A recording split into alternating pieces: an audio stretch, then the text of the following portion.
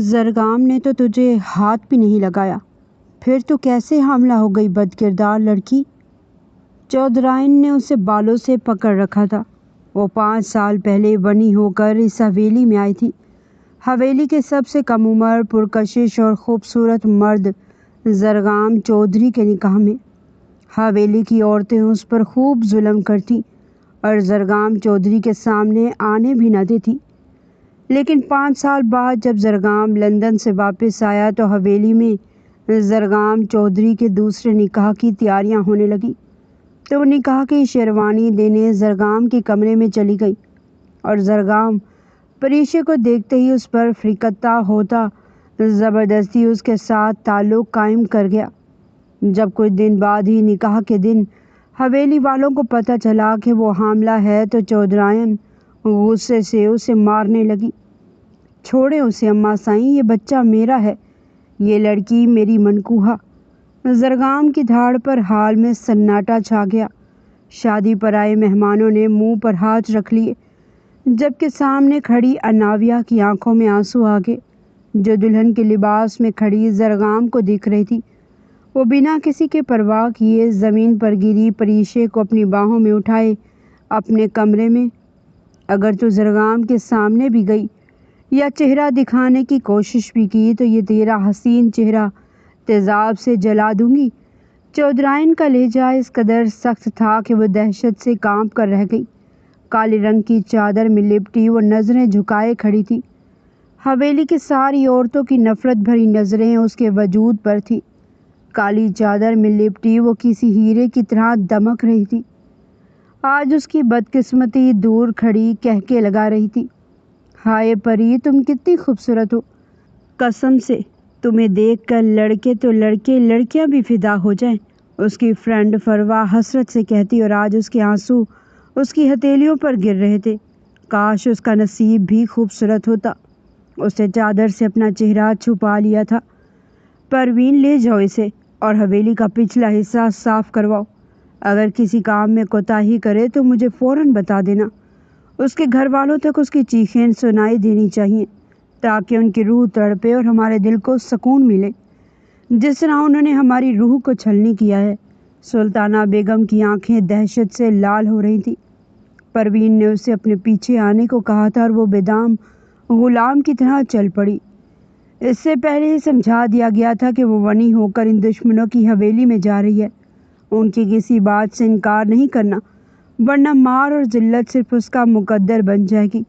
اس کے جانے کے بعد سلطانہ بیگم کہنے لگی، ویسے اماں سائیں، یہ لڑکی تو کم عمر اور معصوم اور خوبصورت ہے۔ پتہ نہیں چودھری صاحب کو کیا ضرورت تھی اس ناگن کو یہاں لانے کی، اور انہوں نے زرگام کا نکاح اس لڑکی سے کر کے بہت غلطی کی ہے۔ ان کے لہجے میں غصہ تھا۔ بس کر دو، قصور اس کے بھائی کا ہے تو تم لوگ اس معصوم کو کیوں ظلم و زیادتی کا نشانہ بنا رہے ہو؟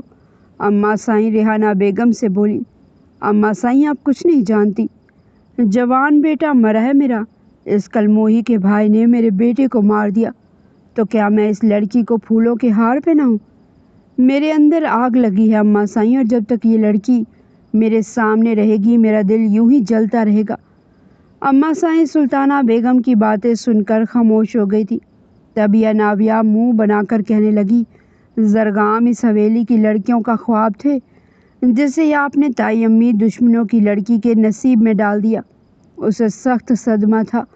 وہ بچپن سے ہی زرگام سے شادی کرنا چاہتی تھی، اسے محبت جو کرتی تھی۔ یہ سن کر سلطانہ بیگم ہنسی تھی۔ ارے اسے یہاں حویلی کی بہو بنا کر نہیں بلکہ نوکرانی بنا کر لایا گیا ہے۔ تمہارے تایا زاد کزن کا خون کیا ہے اس کے بھائی نے۔ جو بھی تھا اور جیسے بھی حالات تھے، خون تو اس کے بھائی نے ہی کیا ہے نا۔ بنی میں مفت کی نوکرانی ہاتھ آئی ہے تو کیا برا ہے، ساری زندگی ذلت سے گزارے گی۔ سنا ہے کہ یہ لاڈلی لڑکی تھی اپنے گھر والوں کی، ارحم کی جان بستی تھی اپنی بہن میں تو کبھی بھی اسے اس کے ماں باپ سے نہیں ملنے دوں گی۔ ان کے دل میں نفرت اور قہر دونوں ہی بھرے تھے۔ یہ سن کر اناویہ نے اطمینان کی سانس لی تھی، یعنی کہ ابھی بھی چانس ہے زرگام سے شادی کا۔ یہ سن کر وہ خوش ہو گئی تھی۔ پریشے جیسے پچھلے حصے میں آئی، یہاں کی گندگی اور بدبو دیکھ کر اس کا دل خراب ہو گیا۔ اسے ایسے کام کرنے کی عادت نہیں تھی، وہ تو پھولوں کی طرح پلی بڑھی تھی۔ پروین نے ترس کھاتی نگاہوں سے خوبصورت لڑکی کو دیکھا تھا جو بلا کی حسین ہونے کے ساتھ ساتھ بہت کم عمر بھی تھی۔ محض 14 سال کی کم عمر لڑکی جسے دیکھ کر پروین کو اس پر ترس آیا تھا۔ حقیقت تو یہ تھی کہ حویلی میں ایک بھی لڑکی اس کے مقابلے کی نہیں تھی۔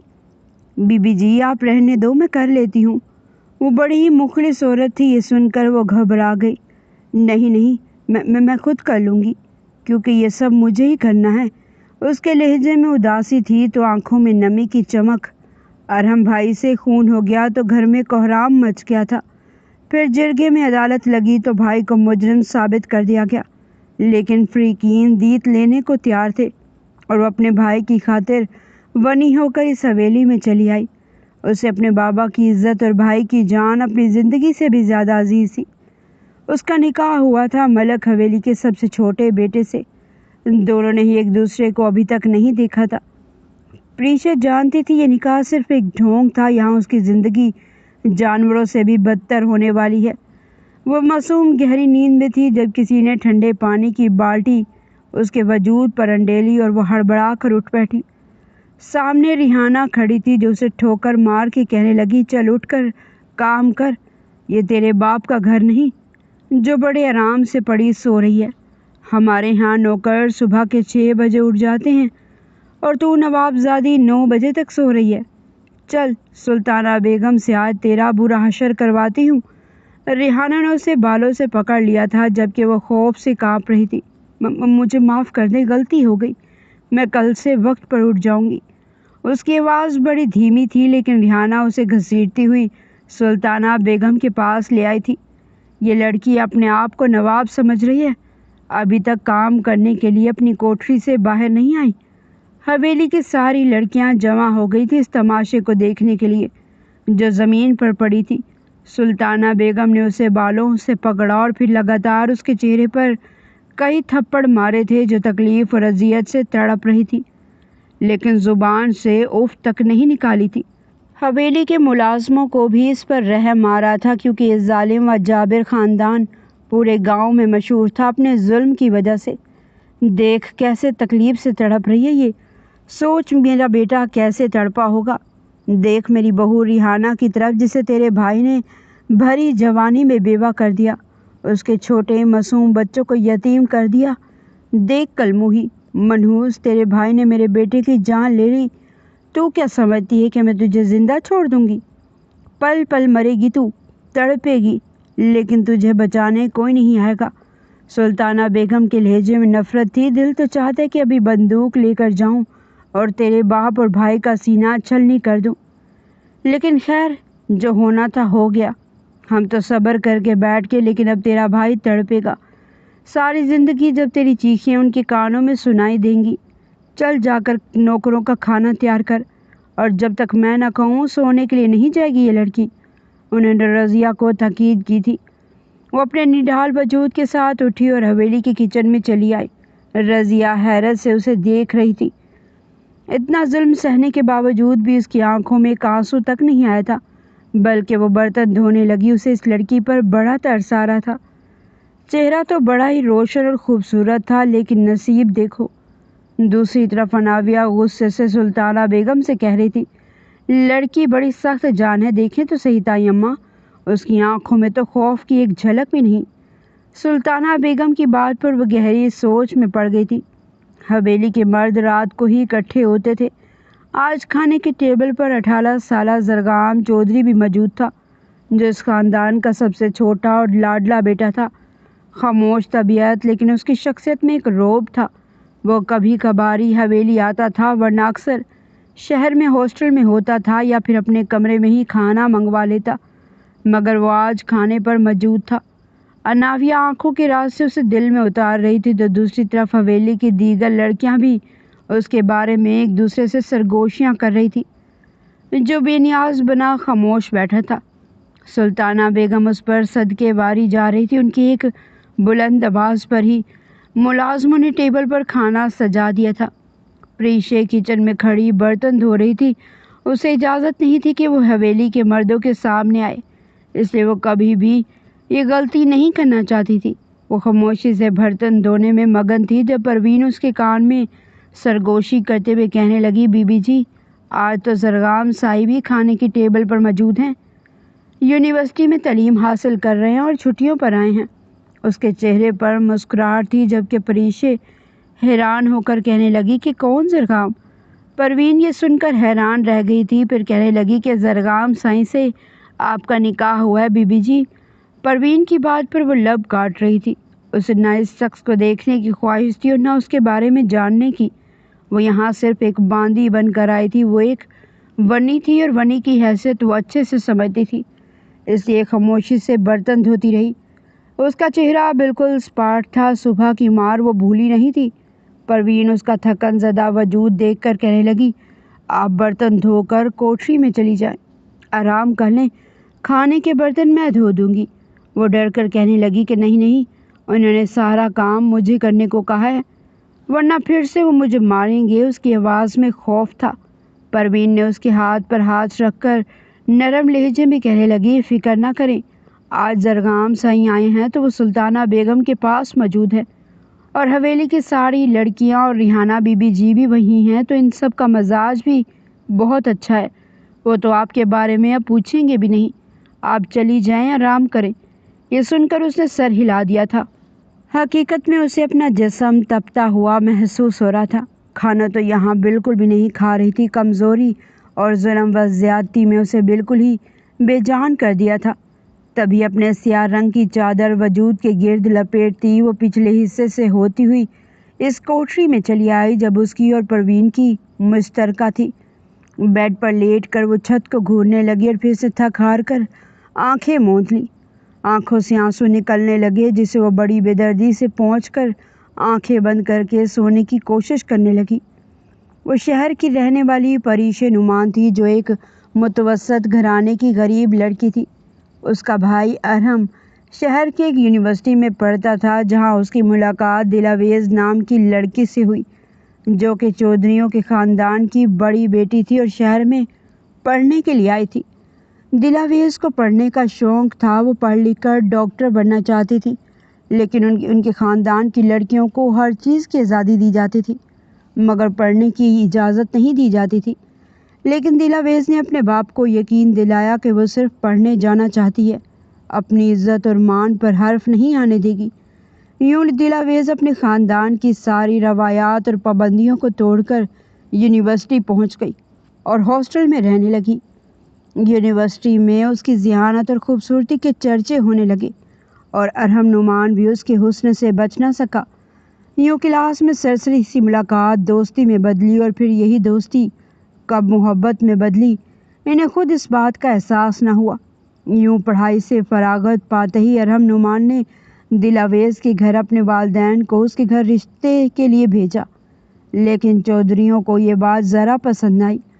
انہوں نے ارحم اور اس کے گھر والوں کو بے عزت کر کے حویلی سے نکال دیا اور دلاویز کو حویلی میں ہی قید کر لیا اور پھر اس کا آنن فانن رشتہ کر دیا گیا۔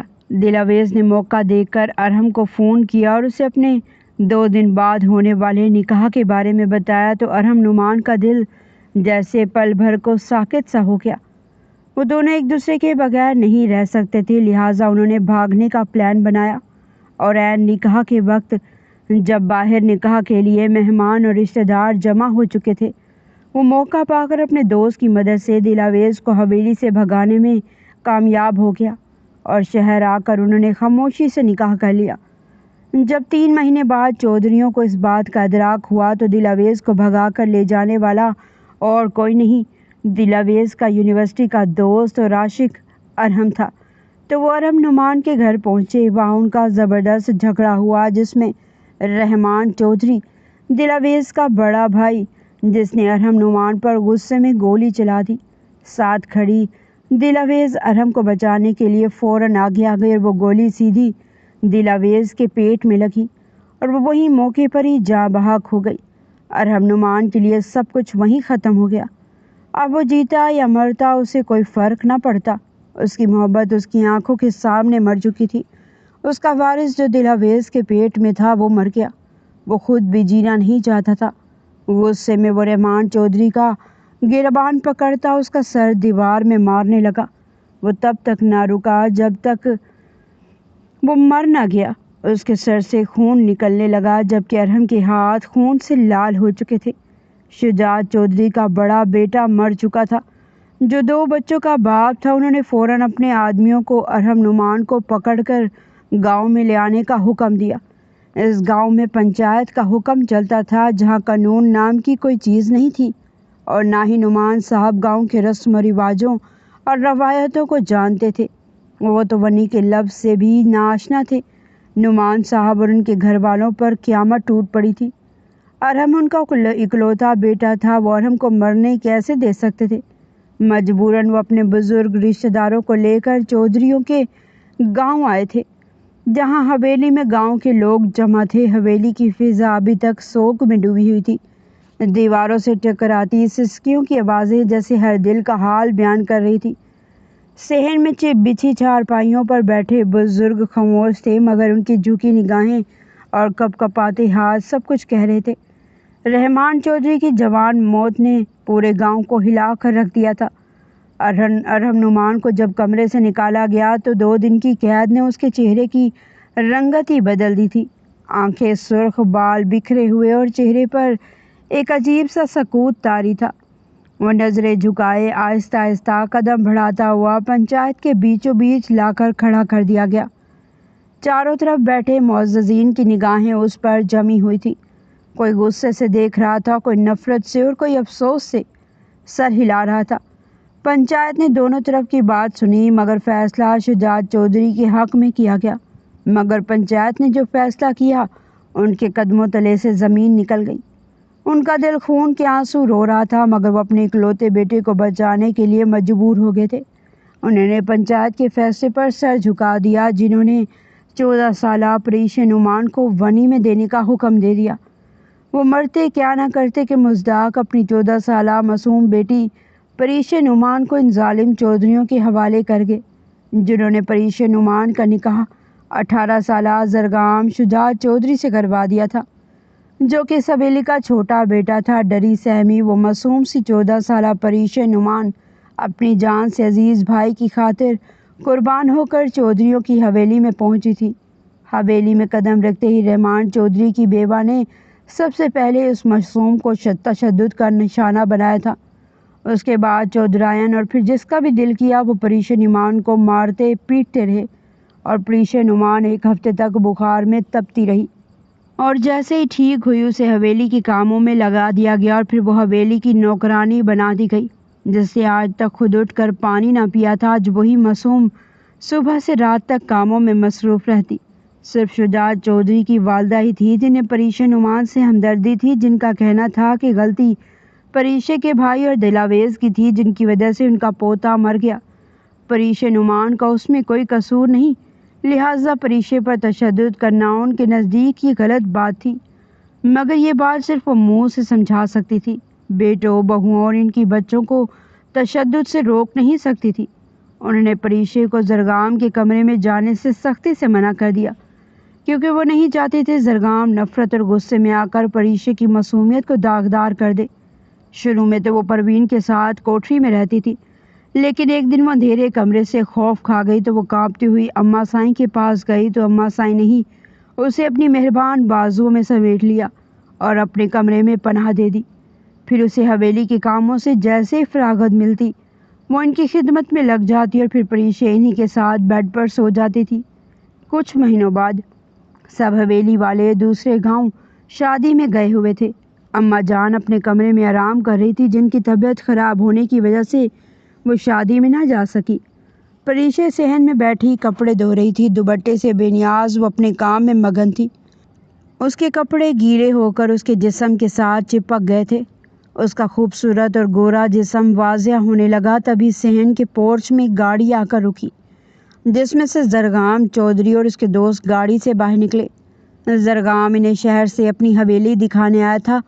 وہ زرگام کے یونیورسٹی کے دوست تھے لیکن جب زرگام کے دوستوں کی نظر پریشے پر پڑی جس کے چہرے پر معصومیت اور بھولا پن تھا، زرگام کے دوستوں نے ایک دوسرے کی طرف دیکھا اور پھر زرگام کی طرف متوجہ ہوئے۔ زرگام یہ لڑکی کون ہے؟ ریحان نے دانتوں کی نمائش کرتے ہوئے پوچھا۔ کون سی لڑکی؟ زرگام نے نہ سمجھے سے ان کی طرف دیکھا اور پھر نظر کپڑے دھوتی پریشے پر پڑی۔ میرے بھائی کے قتل کے بدلے ونی ہو کر آئی ہے، وہ دانت پیستا ہوا بولا اور پھر گاڑی سے اپنا بیگ نکالتا سر جھٹکتا حویلی کے اندر داخل ہوا۔ پیچھے پیچھے اس کے دوست بھی حویلی میں داخل ہوئے۔ وہ سب لاؤنج کے صوفے پر بیٹھے باتیں کر رہے تھے، تبھی پریشے اپنے گرد بڑی سی چادر لپیٹتی اندر آئی۔ اس سے پہلے وہ اماں جان کے کمرے کی طرف بڑھتی زرگام کی آواز پر اس کے قدموں کو بریک لگے۔ اے لڑکی، یہاں آؤ۔ وہ کانپتے ہوئے پلٹی اور زرگام کے سامنے جا کھڑی ہوئی۔ جی چھوٹے سائیں، آپ کو کچھ چاہیے؟ وہ لرزتی آواز میں اس سے پوچھ رہی تھی۔ ہاں، کچن میں جاؤ اور ہمارے لیے کچھ کھانے کے لیے لے آؤ۔ وہ سر اس بات میں ہلاتی چلی گئی۔ یار زرگام، یہ لڑکی تو بہت خوبصورت ہے، کبھی تیرا دل نہیں کیا کہ اسے تو چھو کر دیکھے؟ After all she is your wife, اور مرد تو عورت جیسی بھی ہو اپنا حق جتانے سے باز نہیں آتا۔ اور تو کہہ رہا وہ تیرے کمرے میں نہیں رہتی، یہ کیسے ہو سکتا ہے؟ وہ تیری بیوی ہے، اور اتنی خوبصورت اور معصوم سی بیوی نکاح میں ہو تو کس کافر کا دل نہیں کرے گا وہ اس پر اپنا حق نہ جتائے؟ ہائے قسم سے مزہ ہی آ جائے ایسی زندگی کا۔ ریحان سرگوشی کرتا ہوا بولا۔ مرد بن یار، اب تو بچہ نہیں رہا، بڑا ہو گیا ہے۔ اگر تو اس کے قریب چلا جائے گا تو کوئی کچھ نہیں کہہ سکتا نا، وہ تجھے روک سکتی ہے، بیوی ہے وہ تیری۔ اپنی پسند سے شادی بھی کر لینا اور اسے بھی اپنے پاس رکھ، مزے کی زندگی انجوائے کر اس کے ساتھ۔ ریحان چہرے پر شیطانیت سجائے بولا، جبکہ زرگام کے دوسرے دوست اسد نے بھی اپنا حصہ ڈالا تھا۔ زرگام میرے یار، تو قسمت والا ہے جو تجھے کم عمری میں ہی بیوی مل گئی، اور ہمیں دیکھ، ہم تو پڑھائی میں ہی مصروف ہیں۔ وہ معنی خیز انداز میں اس کے کندھے پر ہاتھ رکھتا بولا تو اس کے دوستوں کے کہکے لاؤنج میں گونجے تھے۔ تھوڑی دیر بعد وہ ملازمہ کی مدد سے کھانا ٹیبل پر لگوا کر اماں جان کے کمرے میں جا چکی تھی۔ زرگام کے دوست کھانا کھا کر تھوڑی دیر بعد چلے گئے تھے، جبکہ زرگام بیڈ پر لیٹا بے چین ہو رہا تھا۔ اس کے دوستوں کی باتیں اس کے دماغ میں گونج رہی تھی۔ اس نے آنکھیں بند کی۔ پریشے کی خوبصورتی، اس کا کم سن سراپا اسے بے چین کر رہا تھا۔ وہ بستر سے اٹھتا کمرے سے باہر آیا، سامنے کھڑی ملازمہ کو آواز دی، نورا جلدی سے پریشے کو میرے کمرے میں بھیجو اور اسے کہو میرے لیے چائے لے کر آئے۔ وہ حکم دیتا چلا گیا، جبکہ نورا زرگام کے بدلے تیور دیکھتی رہ گئی۔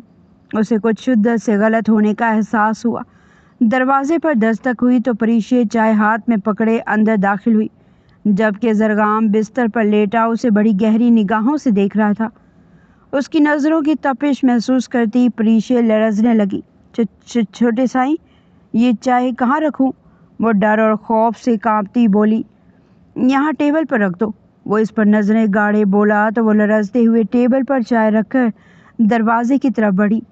زرگام کے دل میں ایک لمحے کے لیے ہمدردی کا احساس پیدا ہوا، مگر اگلے ہی لمحے اپنا بڑا بھائی یاد آیا تو اس ہمدردی پر فوراً غصے اور بے بسی کا غلبہ چھا گیا۔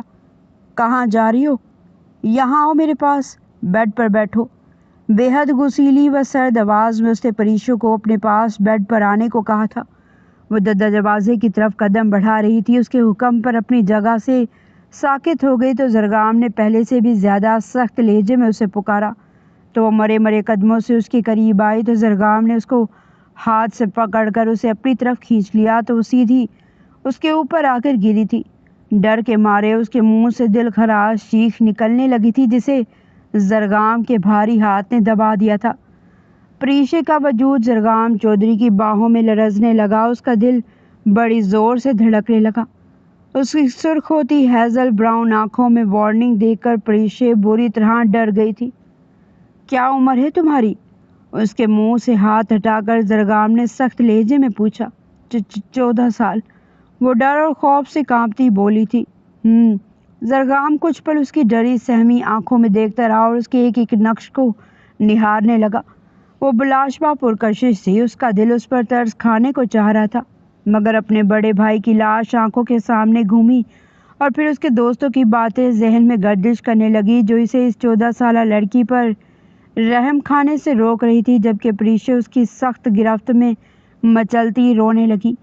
وہ اسے بیڈ پر پوری طرح منتقل کرتا خود اس کے اوپر آیا اور اس کے نرم نازک ہاتھوں کو اپنی سخت گرفت میں قابو کرتا بیڈ پر پن کرتا، اس کی گردن پر لب رکھتا چومنے لگا۔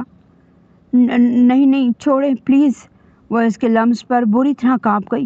کچھ غلط نہیں کر رہا تمہارے ساتھ، بیوی ہو میری، رونا بند کرو۔ مجھے زہر لگتی ہیں وہ لڑکیاں جو چھوٹی چھوٹی باتوں پر روتی ہیں۔ وہ اس کو بری طرح روتا دیکھ کر گرایا تو پریشے سہم گئی۔ اس کے جھڑکنے پر خاموش ہونے کی بجائے اس کا رونا مزید تیز ہوا تو وہ بری طرح جھنجھلا گیا۔ میں نے کہا خاموش ہو جاؤ۔ اس کے کانپتے وجود کو مزید قریب کرتے اور اس کو مزید اپنی گرفت میں جگڑتے ہوئے زرگام سرد آواز میں بولا، اب آواز نہ آئے تمہاری، صرف تمہاری کم عمری کا لحاظ کر رہا ہوں، اس لیے تمہیں پیار سے سمجھا رہا ہوں۔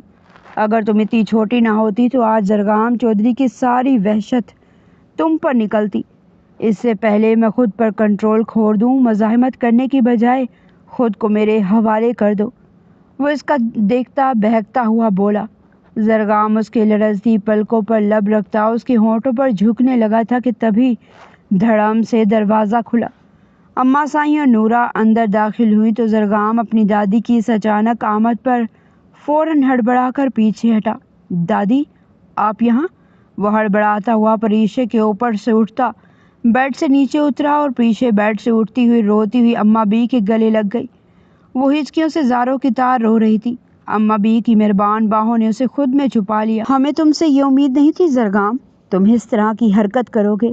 اماں بی غصے سے چیخی تو زرگام نظریں جھکا گیا اور اماں بی روتی ہوئی پریشے کو اپنے ساتھ لگاتی کمرے سے نکل گئی، جبکہ زرگام ایک پل کے لیے شرمندگی سے نظریں اٹھانے کے قابل نہ رہا تھا، مگر وہ شرمندگی کچھ پل کے لیے ہی تھی۔ کچھ پل بعد اس کے وجیحہ چہرے پر غصے کی لہر دوڑ گئی۔ نورہ جلدی سے اس کے لیے دودھ گرم کر کے لے آؤ، میں اسے کمرے میں لے کر جا رہی ہوں، ڈر گئی ہے پریشے، تھوڑی دیر سوئے گی تو ٹھیک ہو جائے گی۔ وہ نورہ کو حکم دیتی پریشے کو لیے کمرے کی طرف بڑھ گئی۔ زرگام کی دادی اماں بی نے ہی نورہ کو سختی سے ہی ہدایت کی تھی کہ وہ ان کی غیر موجودگی میں پریشے کا خیال رکھے اور اسے زرگام کے کمرے میں نہ جانے دے۔ وہ سمجھدار عورت تھی، جب نورہ نے پریشے کو زرگام کے کمرے میں جاتے ہوئے دیکھا تو فوراً اماں بی کو جا کر بتا دیا اور وہ فوراً زرگام کے کمرے کی طرف دوڑی تھی اور پریشے کو وہاں سے لے آئی تھی۔ پریشے کا جسم بخار سے تپ رہا تھا، جیسے اندر کہیں آگ جل رہی ہو۔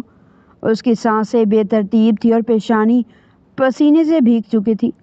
اماں بھی اس کے سرہانے بیٹھی تھی، ایک ماں کی طرح نہیں بلکہ ایک بے بس محافظ کی طرح، اس محافظ کی طرح جو لڑنا تو چاہتی ہو مگر بے بس اور مجبوری میں ہاتھ بندھے ہوئے ہوں۔ وہ بار بار ٹھنڈے پانی کی پٹیاں پریشے کے ماتھے پر رکھتی، پھر دعائیں پڑھ کر اس پر دم کرتی۔ ان کی انگلیوں میں ہلکی سی کپکپاہٹ تھی اور آنکھوں میں خوف صاف جھلک رہا تھا جسے وہ چھپانے کی ناکام کوشش کر رہی تھی۔ ان کے ذہن میں بار بار وہی منظر گھوم رہا تھا۔ آج وہ بر وقت پہنچ گئی تھی، آج وہ پریشے کو زرگام چودھری کے کمرے سے نکال لائی تھی، مگر کل اگر وہ نہ پہنچ سکی تو؟ ان کا دل زور زور سے دھڑکنے لگا۔ فی الحال وہ اس کی معصومیت کو داغدار ہونے سے بچانا چاہتی تھی، تب تک جب تک وہ بالغ نہیں ہو جاتی۔ یا اللہ، میں اس معصوم بچی کو کب تک بچاؤں گی؟ انہوں نے بے اختیار سرگوشی کی، جسے اپنے رب سے شکوہ کر رہی ہو۔ وہ اچھی طرح جانتی تھی یہ صرف وقتی بچاؤ تھا، مستقل حل نہیں، کوئی مانے یا نہ مانے۔ پریشا اب اس گھر کی بہو تھی، زرگام چودھری کی بیوی، اور اس کے نکاح میں بندھی ہوئی تھی۔ اور یہی وہ حقیقت تھی جو اماں بی کو اندر سے ڈرا رہی تھی، کیونکہ اس رشتے کے نام پر زرگام کو وہ اختیار حاصل تھا جسے کوئی آسانی سے چیلنج نہیں کر سکتا تھا۔ اگر وہ زبردستی بھی اپنے حق کا دعویٰ کرتا تو دنیا اسے غلط نہیں کہتی، مگر اماں بھی جانتی تھی کہ ہر حق انصاف نہیں ہوتا اور ہر رشتہ تحفظ نہیں دیتا۔ انہوں نے ایک گہری سانس لی اور پریشے کے معصوم چہرے کو دیکھا۔ وہ بالکل ایک ڈری سہمی ہوئی چڑیا کی طرح لگ رہی تھی جو ذرا سی آہٹ پر بھی سہم جاتی ہے۔ یہ نکاح اس کے لیے قید بن گیا تھا۔ اماں بی کے دل میں درد کی ایک لہر اٹھی۔ وہ سوچ رہی تھی اگر زرگام نے دوبارہ پریشے کے قریب آنے کی کوشش کی تو وہ کیا کریں گی، کس سے مدد مانگے گی، کس کے سامنے کھڑی ہوں گی۔ اس معاشرے میں جہاں عورت کی آواز اکثر دب جاتی ہے، وہاں ایک کمزور لڑکی کے لیے انصاف مانگنا کتنا مشکل ہے، یہ اماں بی بخوبی جانتی تھی۔ ان کے ذہن میں اچانک ایک خوفناک خیال آیا، کہیں ایسا نہ ہو کہ اگلی بار میں اسے بچا ہی نہ سکوں۔ ان کی آنکھوں میں آنسو بھر آئے، مگر انہوں نے فوراً پہنچ لیے۔ وہ پریشے کے سامنے کمزور نہیں پڑنا چاہتی تھی۔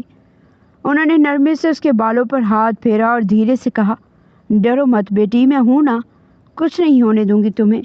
مگر ان کے اپنے دل کو یقین نہیں تھا اس بات پر۔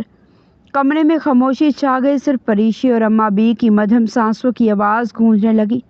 اماں بی کے دل کی بے چینی جو ہر گزرتے لمحے کے ساتھ بڑھتی جا رہی تھی۔ کچھ دن یوں ہی گزر گئے، پریشے کا بخار ٹھیک ہو گیا اور وہ واپس حویلی کے کاموں میں جٹ گئی تھی اور وہ آہستہ آہستہ سب بھول گئی، اور زرغام چودھری بھی واپس شہر چلا گیا تو ایک بار پھر سب کچھ معمول پر آ گیا تھا۔ اور زرغام کے واپس شہر جانے پر اماں بی نے بھی سکون کا سانس لیا تھا۔ انہیں کچھ وقت مل گیا تھا کہ وہ پریشے کے مستقبل کے حوالے سے کچھ سوچ سکیں۔ ان کے دماغ میں ہر وقت ایک ہی سوچ گردش کرتی رہتی کہ وہ پریشے کو کیسے بچائیں۔ وہ جانتی تھی صرف وقتی حفاظت کافی نہیں، انہیں کوئی ایسا حل نکالنا ہوگا جو پریشے کو ہمیشہ کے لیے محفوظ کر دے۔ لیکن وہ کبھی سوچتی کہ اسے اس حویلی سے دور بھیج دیں، مگر کہاں، کس کے پاس؟ یہ سب سے اتنا آسان نہیں تھا کہ ایک لڑکی کو اکیلے چھوڑ دیا جائے، اور دوسرا، حویلی کے لوگ کبھی بھی ایک بنی میں آئی لڑکی کو دور جانے نہ دیتے۔ اس لیے انہوں نے کچھ سوچتے ہوئے اپنی بڑی بیٹی کا نمبر ملایا جو شہر میں قیام پذیر تھی، اور 7 سال پہلے اس کی شادی ہوئی تھی۔ وہ 7 سال تک اولاد کی نعمت سے محروم تھی، مگر 3 مہینے پہلے ہی اسے خوشخبری ملی تھی کہ وہ ماں بننے والی ہے۔ کچھ دیر بعد سامیہ نے فون اٹھایا۔ سامیہ خوشی سے چہک اٹھی تھی کہ اس کی ماں کو کیسے یاد آ گئی۔ السلام علیکم اماں سائیں۔ سامیہ کی آواز جیسے خوشی سے بھیگ گئی تھی۔ وہ واقعی چونک گئی تھی کیونکہ اماں بھی خود اب کبھی فون نہیں کرتی تھی۔ اماں، خیریت ہے نا؟ آپ نے مجھے یاد کیا؟ اس کے لہجے میں بے پناہ محبت بھی تھی اور ہلکی سی حیرت بھی۔ اماں بی کے ہونٹوں پر ایک مدھم سی مسکراہٹ آئی مگر آنکھیں نم ہو گئی۔ وعلیکم السلام بیٹی، انہوں نے دھیرے سے کہا۔ ہاں، آج دل کیا تم سے بات کروں۔ سامیہ تو جیسے خوشی سے کھل اٹھی۔ امی، آپ کو پتہ ہے میں کتنے دنوں سے آپ کی آواز سننے کو ترس رہی تھی۔ آپ خود فون کریں گی، میں نے تو سوچا بھی نہیں تھا۔ اس کی آواز میں وہ پیار تھا جو فاصلے بھی کم نہ کر سکے تھے۔ اماں بھی کچھ لمحے خاموش رہی، جیسے الفاظ تلاش کر رہی ہو۔ انہوں نے گہری سانس لی۔ سامیہ، مجھے تم سے ایک ضروری بات کرنی ہے۔ ان کے لہجے کی سنجیدگی نے فوراً سامیہ کو چونکا دیا اور اس کے دل میں ایک انجانا سا خدشہ جاگ اٹھا۔ سامیہ کے دل میں اٹھنے والا خدشہ بھی پوری طرح ختم بھی نہیں ہوا تھا کہ اماں بی کی بھاری آواز نے اسے مزید بے چین کر دیا۔ سامیہ، جو میں کہنے جا رہی ہوں وہ سن کر گھبرانا مت۔ سامیہ متوجہ ہوئی، اس کے چہرے کی مسکراہٹ دھیرے دھیرے سمٹنے لگی۔ اماں، آپ ٹھیک تو ہے نا؟ مجھے ڈرا کیوں رہی ہیں؟ اماں بی نے گہری سانس لی، جیسے اپنے اندر جمی ساری ہمت کو اکٹھا کر رہی ہو۔ میں ٹھیک ہوں بیٹی، مگر یہ حالات ٹھیک نہیں ہیں۔ پھر آہستہ آہستہ انہوں نے سب کچھ بیان کرنا شروع کر دیا۔ پریشے کا بنی ہونا، اس کی کم عمری، اس کا خوف اور زرغام چودھری کی حرکت۔ ہر لفظ کے ساتھ اماں بی کا دل جیسے ہلکا بھی ہو رہا تھا اور بوجھل بھی۔ سامیہ خاموشی سے سب سنتی رہی۔ اس کے چہرے کا رنگ اڑ چکا تھا، آنکھوں میں حیرت، دکھ اور غصہ ایک ساتھ جمع ہو گئے تھے۔ یا اللہ اماں، آپ نے یہ سب کچھ اکیلے کیسے برداشت کیا؟ اور وہ بچی پریشے، وہ کس حال میں ہوگی؟ اس کی آواز بھرائی ہوئی تھی۔ اماں بی کی آنکھوں سے آنسو بہنے نکلے۔ بس یہی تو فکر کھائے جا رہی ہے مجھے۔ میں اسے ہر وقت تو نہیں بچا سکتی نا۔ آج میں پہنچ گئی، کل نہ پہنچ سکی تو؟ سامیہ بھی فکر مند ہو گئی۔ اماں، آپ نے مجھے پہلے کیوں نہیں بتایا؟ کیونکہ میں خود سمجھ نہیں پا رہی تھی کہ کیا کروں، اماں بی نے دھیرے سے کہا۔ مگر اب میں نے فیصلہ کر لیا ہے۔ کچھ لمحے خاموشی چھا گئی۔ کون سا فیصلہ اماں؟ سامیہ نے دھڑکتے دل کے ساتھ پوچھا۔ اماں بی نے ہمت کر کے وہ بات کہہ دی جو ان کے دل میں کئی دنوں سے قید تھی۔ میں چاہتی ہوں کہ میں اور پریشے تمہارے پاس آ جائیں۔ یہ کہتے ہوئے ان کی آواز میں ہلکی سی لرزش تھی جنہیں انہیں خود بھی یقین نہ ہو کہ یہ ممکن ہو پائے گا۔ سامیہ ایک لمحے کے لیے ساکت رہ گئی، جیسے اپنی سماعت پر یقین نہ آیا ہو۔ اماں، سچ کہہ رہی ہیں آپ میرے پاس آئیں گی؟ اور پریشے بھی؟ اس کی آواز میں حیرت کے ساتھ ساتھ خوشی بھی جھلکنے لگی۔ ہاں بیٹی، اگر تمہیں کوئی اعتراض نہ ہو تو، اماں بی نے جھجکتے ہوئے کہا۔ اعتراض؟ اماں، آپ یہ کیا کہہ رہی ہیں؟ سامیہ تقریباً جذباتی ہو گئی۔ یہ گھر آپ کا ہے، میں تو کب سے چاہتی تھی کہ آپ میرے پاس آ کر رہیں، اور وہ بچی پریشے، وہ تو میرے لیے امانت ہوگی۔ اس کی آواز میں اپنائیت اور خلوص صاف جھلک رہا تھا۔ آپ بس آ جائیں اماں، میں سب سنبھالوں گی، کوئی مسئلہ نہیں ہوگا، میں اپنے شوہر سے بھی بات کر لوں گی، وہ بہت سمجھدار ہیں، وہ کبھی انکار نہیں کریں گے۔ اماں بی کے دل پر جیسے ٹھنڈی ہوا کا جھونکا پڑا۔ سچ؟ ان کی آنکھوں میں امید جھلکنے لگی۔ جی اماں، آپ فکر ہی نہ کریں، بس جلدی سے آنے کا انتظام کریں، میں شہریار کو کہتی ہوں، وہ آپ کو آ کر لے جائیں گے۔ سامیہ کی آواز اب خوشی سے بھری ہوئی تھی۔ اماں بی کے ہونٹوں پر کئی دنوں بعد ایک مطمئن سی مسکراہٹ آئی۔ ایسے لگا جیسے اندھیرے میں کہیں دور روشنی کی ایک کرن دکھائی دی ہو۔ اللہ تمہیں خوش رکھے بیٹی، انہیں نم آنکھوں کے ساتھ دعا دی، تم نے میرے دل کا بوجھ ہلکا کر دیا۔ فون بند ہونے کے بعد اماں بی کچھ دیر یوں ہی بیٹھی رہی، مگر اب ان کے چہرے پر پہلے جیسی بے بسی نہیں تھی۔ اب ان کے پاس ایک راستہ تھا، ایک امید تھی، اور شاید پریشے کی زندگی بدلنے کا ایک موقع بھی تھا۔ انہوں نے شجاعت اور باقی حویلی والوں کو یہ کہہ کر راضی کر لیا تھا کہ وہ اپنی بیٹی کے پاس کچھ مہینوں کے لیے جا رہی ہیں۔ پریشے بھی ان کے ساتھ جائے گی۔ شجاعت صاحب کچھ شش و پنج کے بعد مان گئے تھے اور اماں بی نے سکون کا سانس لیا تھا۔ یوں اماں بی اپنے دماغ شہریار افریدی کے ساتھ پریشے کو لے کر شہر آ گئی تھی۔ شہر میں قدم رکھتے ہی اماں بی نے خاموشی سے ایک مضبوط فیصلہ کر لیا تھا۔ وہ جانتی تھی کہ اگر حویلی والوں کو خبر ہو گئی تو وہ کبھی بھی پریشے کو پڑھنے کی اجازت نہیں دیں گے، اس لیے انہوں نے سب سے چھپا کر چپکے سے پریشے کا داخلہ قریبی اسکول میں کروا دیا۔ پریشے کے لیے یہ سب کسی خواب سے کم نہیں تھا۔ اس کی آنکھوں میں ایک عجیب سی چمک آ گئی تھی، آزادی کی اور امید کی اور ایک نئے مستقبل کی۔ وہ بچپن سے ہی ذہین تھی، بس اسے موقع نہیں ملا تھا۔ اس نے 1 مہینے کے اندر ہی اپنی محنت اور قابلیت سے سب کو حیران کر دیا۔ استاذہ اس کی تعریف کرتے نہ تھکتے اور اسی قابلیت کی وجہ سے اسے جلد ہی 8ویں جماعت میں داخلہ مل گیا۔ یہ اس کے لیے ایک بہت بڑی کامیابی تھی۔ پریشے اب پہلے والی پریشے نہیں رہی تھی۔ شہر کی فضا، کتابوں کی خوشبو اور تعلیم کی روشنی نے اس کے اندر ایک نئی جان ڈال دی تھی۔ وہ جب بھی اپنی کتاب کھولتی اسے یوں لگتا جیسے وہ اپنی قسمت خود لکھ رہی ہے۔ حویلی کی قید، وہ سخت کام اور ہر لمحہ کا خوف، یہ سب اب پیچھے رہ گیا تھا۔ یہاں اسے نہ کوئی ڈانٹنے والا تھا، نہ ذلیل کرنے والا، بس ایک نئی زندگی تھی جہاں اسے خواب دیکھنے اور انہیں پورا کرنے کا حق حاصل تھا۔ یوں ایک ونی میں آئی ہوئی لڑکی جس کی قسمت کا فیصلہ دوسروں نے کر دیا تھا، آہستہ آہستہ اپنی پہچان خود بنانے لگی تھی۔ 5 سال بظاہر ایک مختصر سا عرصہ، مگر پریشے کی زندگی میں یہ 5 سال کسی جنت سے کم نہ تھے۔